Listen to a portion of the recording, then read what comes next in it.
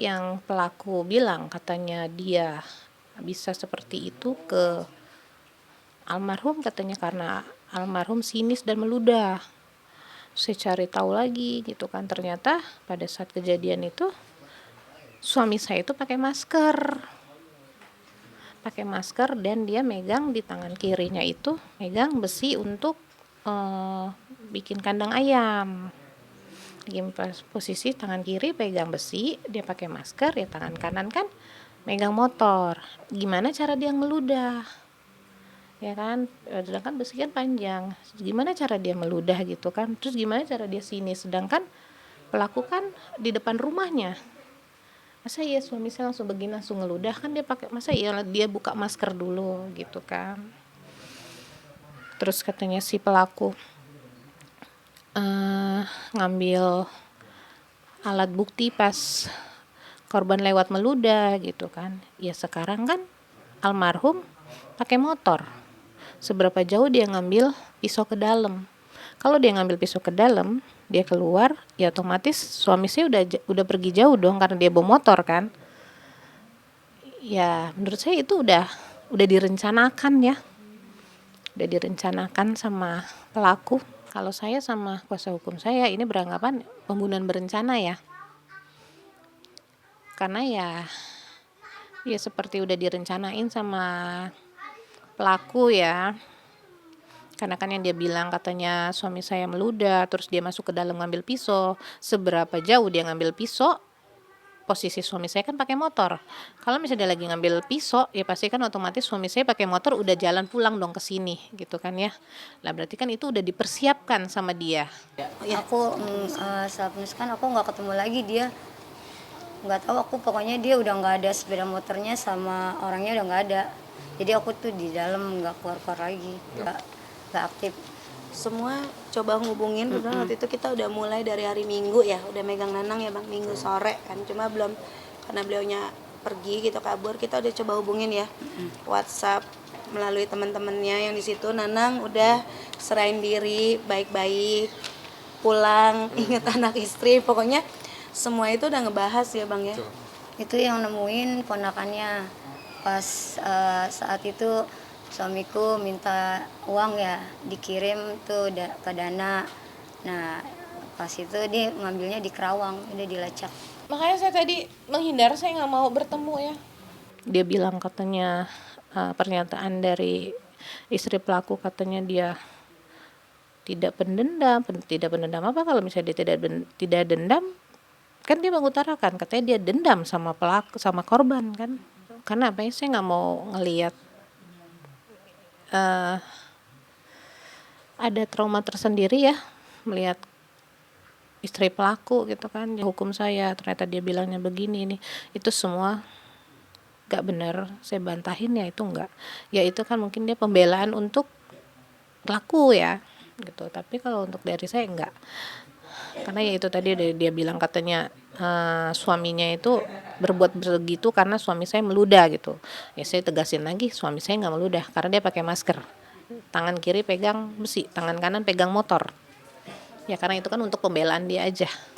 Ya kalau untuk saya secara pribadi nggak ada kata maaf ya untuk pelaku pembunuhan ya. Siapa yang di sini mau nerima gitu kan ya, orang yang kita sayangi ya meninggal dengan cara seperti itu. Nggak ada, cuman ucapan mereka aja di media akan terus berusaha meminta maaf, tapi nyatanya tidak ada. Walaupun ada juga nggak akan saya maafin. Mau datang ke sini silakan, tapi pintu saya maaf tertutup gitu, saya nggak akan mau. Sakit buat saya nanti kalau saya lihat keluarga pelaku itu, mengingatkan lagi betapa hancur hati saya ngelihat suami saya terbaring gitu ya. Ya kalau bilang belum siap ya memang belum siap ya. Kalau memang dia mau minta maaf, ya nggak semudah itu ya minta maaf gitu ya. Coba kalau dia di posisi saya gitu ya, sudah kehilangan suami gitu, anak-anak saya sekarang sering cerita, saya sudah nggak punya ayah lagi.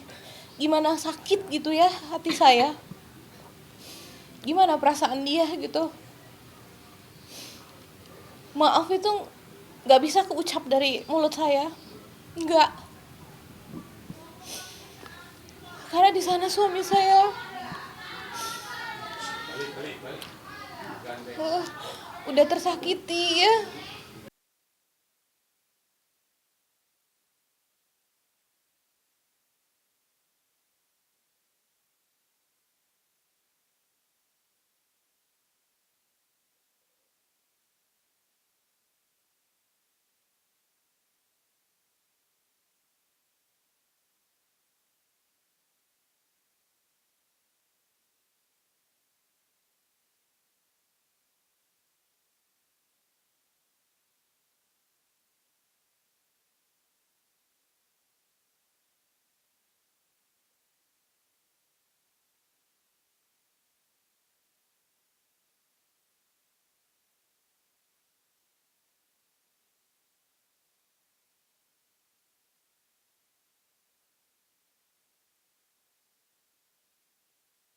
Lampir. Ini namanya bakso malampir karena ini di dalamnya ini isinya mercon ya, sambal semua. Sambal semua, jadi makanya saya bilang ini bakso malampir aja yang karena kan isinya sambal. Oke, kata dia. Pedes.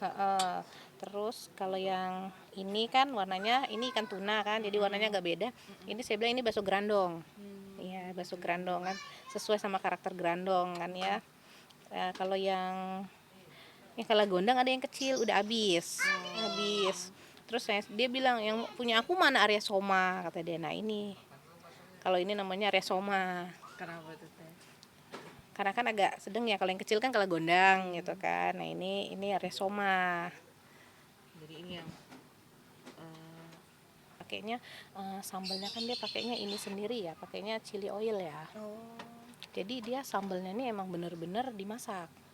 Cabenya itu benar-benar dimasak, direbus. Jadi kan nanti kalau misalnya kita mau yang suka pedes, jadi nggak takut sakit perut atau apa ya, karena kan emang udah steril sama dari almarhum kan bikinnya cabenya itu direbus dulu gitu kan, diolah lagi gitu kan. Jadinya ya nggak takut sakit perut gitu ya. Takutnya kan biasanya kan banyak yang sambalnya mentah gitu kan ya. Nah kalau ini emang dia benar-benar dimasak sama dia. Obat rindu ya, karena lihat gerobaknya aja udah keinget sama dia. Terus saya ngambil baksonya terus pergi ke pasar. Nah, ini masih saya sendiri ya yang langsung terjun ya, karena seminggu sebelum almarhum itu pergi dia selalu tanya pas saya mau kerja, kamu berangkat kerja jam berapa, masih lama nggak, emang kenapa? Saya bilang, temenin ke pasar dulu, kata dia gitu. Ya mungkin itu udah petunjuk ya dari Allah ya, biar saya tahu gitu kan di mana-mana dia belanja gitu kan. Jadi saat itu jadi saya sebelum ke kantor saya nemenin dulu belanja ke pasar. Terus dia cerita, nih yang aku beli ini di sini ya, katanya. Nah ini beli bumbu-bumbu di sini ya, katanya gitu. Ini murah-murah, katanya. Saya bilang kenapa nggak pasar dekat rumah? Ini murah, katanya gitu. Nanti kalau misalnya nanti mau beli di sini ya, dia bilang gitu, nanti di sini ya. Ternyata ya itu mungkin petunjuk dari dia biar saya tahu belanjanya di sini. Jadi kemarin pas sudah mau belanja untuk bahan-bahannya lagi ya, saya belanja ke situ ya sempet nangis ya di pasar itu, karena ya terakhir ya saya bilang gitu, terakhir sama almarhum ya di sini nemenin dia keliling pasar. Sampai sekarang saya tuh berharap ini tuh mimpi gitu, masih sampai sekarang masih nggak sadar gitu kan, masih itu berharap sampai sekarang nih semoga ini mimpi gitu, karena emang bener-bener kehilangan banget ya. Karena kan emang kemana-mana itu kan selalu berdua.